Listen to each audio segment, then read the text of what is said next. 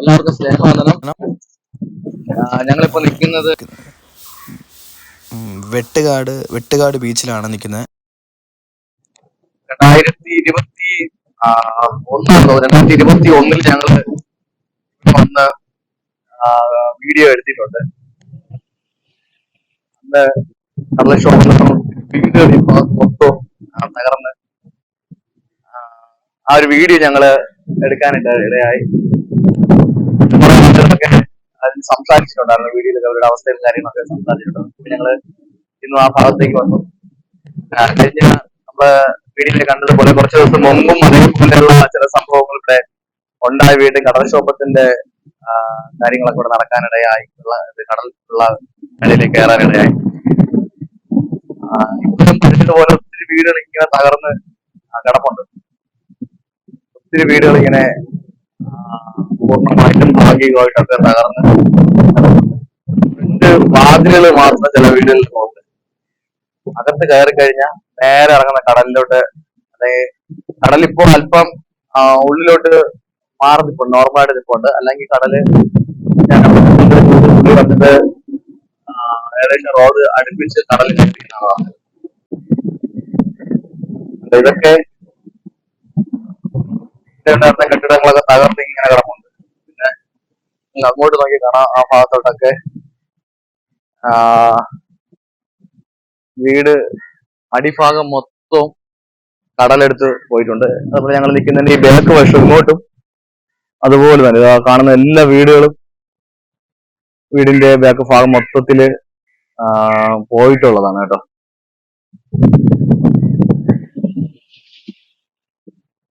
ഇത് നല്ലൊരു വീടാണ്. ഈ വീടൊക്കെ നമ്മൾ കഴിഞ്ഞ വീഡിയോയിൽ കാണിച്ചിട്ടുണ്ടായിരുന്നു. ഈ വീടിന്റെ അടിഭാഗം നോക്കി.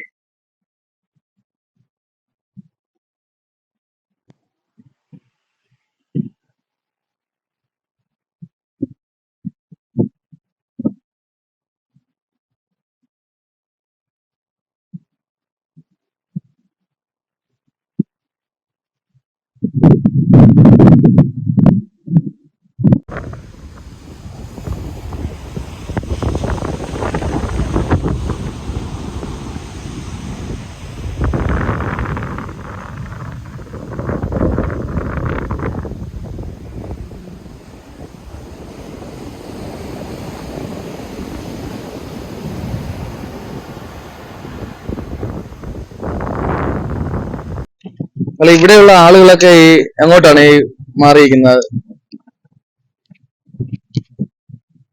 ഇന്ന് കേരള ഗവൺമെന്റിന്റെ നിയമപ്രകാരം അവർ കടലാക്രമണം മൂലമുണ്ടായ ഓരോ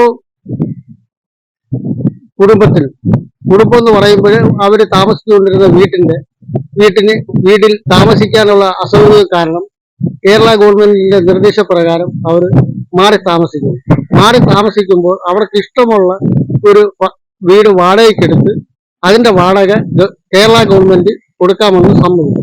അത് ഇന്ന് മുതൽ ഈ കടലാക്രമണം മുതൽ ഇന്ന് വരെ കിട്ടിക്കൊണ്ടിരിക്കുകയാണ്. കിട്ടുന്ന തുക എന്ന് പറയുന്നത് 5500 രൂപയാണ് ഗവൺമെന്റ് കൊടുക്കുന്നത്. അവരുടെ അക്കൗണ്ടിൽ എല്ലാ മാസവും വീഴാറുണ്ട്. ഇപ്പോൾ ഈ കടലാക്രമണം മൂലം എടുത്തിട്ടുള്ള ഓരോ വീട്ടുകാർക്കും 10 ലക്ഷം രൂപ കൊടുക്കാമെന്ന് ഗവൺമെന്റ് വാഗ്ദാനം ചെയ്തിട്ടുണ്ട്. അത് കൊടുക്കും. പലരും ഈ 10 ലക്ഷം രൂപ വാങ്ങി വേറെ സ്ഥലത്തേക്ക് മാറുകയും ചെയ്യും.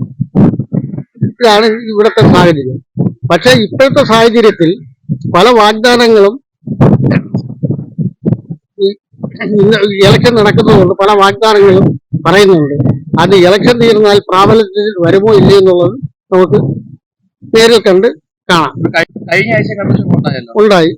അത് 2 ആഴ്ചക്ക് മുമ്പ് കടൽക്ഷോഭം ഉണ്ടായി. ഞങ്ങൾ ഇവിടെ നിന്ന് മാറി വേറെ വീട്ടിലേക്ക് മാറി താമസിക്കുകയായിരുന്നു. ഞങ്ങളുടെ കടലിലെ ഉപകരണങ്ങൾ ഒരുപാട് നഷ്ടപ്പെട്ടിട്ടുണ്ട്. ഈ 2 ആഴ്ചക്ക് മുമ്പ് അപ്പൊ കേരള ഗവൺമെന്റ് അതിന്റെ നഷ്ടപരിഹാരം തരാമെന്ന് വാഗ്ദാനം പറഞ്ഞിട്ടുണ്ട്. അത് ഇലക്ഷൻ ആയതുകൊണ്ടാണോ അതോ അവരെ നിയമസഭയിൽ പാസ്സാക്കിയിട്ടാണോ ഇത് പറഞ്ഞെന്നുള്ളത് ഞങ്ങൾക്ക് അറിഞ്ഞില്ല. തരാമെന്ന് വാഗ്ദാനം പറഞ്ഞിട്ടുണ്ട്. കടൽ ഭിത്തി ഒരു കോൺട്രാക്ട് ബേസിൽ കടൽ ഭിത്തി കെട്ടി അത് നിർത്തലാക്കി ഇലക്ഷൻ തീർന്നാൽ തുടർന്ന് പോകുമെന്ന് അവർ വാഗ്ദാനം പറഞ്ഞിട്ടുണ്ട്. നമ്മൾ ഓഡിയോയിൽ ചെറിയ ബുദ്ധിമുട്ടുണ്ട്. ഇതൊക്കെ ഞങ്ങൾ നേരത്തെ വരുന്ന സമയത്തൊന്നും ഇത്തരത്തിലുള്ള ഒരു കടൽ ഭിത്തി നിർമ്മാണം തുടങ്ങിയിട്ടില്ല. 2021 ഞങ്ങൾ ഇവിടെ വന്നത്. അപ്പോൾ അതിനുശേഷം ഇപ്പോൾ നല്ല രീതിക്ക് അവരത് പണി പുരോഗമിക്കുന്നുണ്ട്. പിന്നെ ഇപ്പോൾ ഇനി ഇലക്ഷൻ കഴിഞ്ഞിട്ട് മാത്രമാണ് ഇനി അടുത്ത സ്റ്റെപ്പ് നടക്കുള്ളൂ എന്നുള്ള അറിവാണ് അവിടെ നിന്ന് കിട്ടിയത്. ഏതായാലും നല്ല രീതിയിലൊരു കടൽ ഭിത്തി നിർമ്മാണമൊക്കെ ഇവിടെ നടക്കുന്നുണ്ട്. എന്നാലും എത്രത്തോളം ഇത് പ്രയോജനപ്പെടുമെന്നുള്ള കാര്യം അറിഞ്ഞൂടെ. എല്ലാവരും ഒരു നാട്ടുകാരൊക്കെ പേടിയോട് കൂടിയാണ് സംസാരിക്കുന്നത്. ഇതൊക്കെയാണ് ഇവിടുത്തെ കാര്യങ്ങള്. ഇവിടെ നമ്മൾ അറിഞ്ഞത് വെച്ച് ഇവിടെയുള്ള വീടുകൾക്കൊക്കെ ഇവിടുന്ന് ആൾക്കാരെ മാറ്റി അവർക്ക് മാസം 5000 വാടക ക്രമീകരിച്ച് കൊടുത്തിട്ടുണ്ട്. ഇലക്ഷനൊക്കെ കഴിഞ്ഞ ശേഷം അവർക്ക് വസ്തുവിൻ്റെതും അല്ലെങ്കിൽ താമസിക്കാനോ ഫ്ലാറ്റോ അങ്ങനെയുള്ള എന്തെങ്കിലും ക്രമീകരണങ്ങൾ ചെയ്തു കൊടുക്കുമെന്നാണ് നമ്മൾ അറിഞ്ഞത്. പക്ഷെ ഇവിടുത്തെ കാഴ്ചകൾ എന്ന് പറഞ്ഞു കഴിഞ്ഞാൽ ഒത്തിരി ദയനീയമായിട്ടുള്ള കാഴ്ച. നമ്മുടെയൊക്കെ ബാക്ക് വശത്ത് കണ്ടോ, എല്ലാ വീടുകള് തകർന്നു. ഞങ്ങള് 2021 ഇവിടെ വന്ന സമയത്ത് ഇവിടെ ഒരു ആന്റി ഞങ്ങളോട് പറഞ്ഞ കാര്യം എന്ന് പറയുന്നത്, അവര് രാത്രി ഉറങ്ങിക്കൊണ്ടിരുന്ന സമയത്ത് ഭയങ്കര ശബ്ദമൊക്കെ കേട്ടു. അങ്ങനെ അവര് പുറത്ത് വന്ന് അടുക്കള അതിൽ തുറന്നതും കടൽ ഒരു അടുക്കളയിൽ നിൽക്കുന്നതായിട്ടാണ് അവർ കണ്ടത്.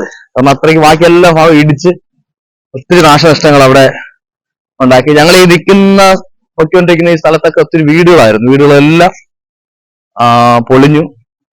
പിന്നെ ഇപ്പോ ഇവിടുത്തെ കടലിന്റെ പണിക്കാരൊക്കെ തണലിന് വേണ്ടി കയറിയിരിക്കും. വീടിന്റെ അടിയിൽ, ഫൗണ്ടേഷന്റെ അടിയിലൊക്കെ ആൾക്കാർ കയറി ഇരിക്കുന്നതൊക്കെ കാണാൻ പറ്റും. പിന്നെ ഒരു സൈഡില് കടൽ ഭിത്തിയുടെ പണി നടക്കുന്നുണ്ട്.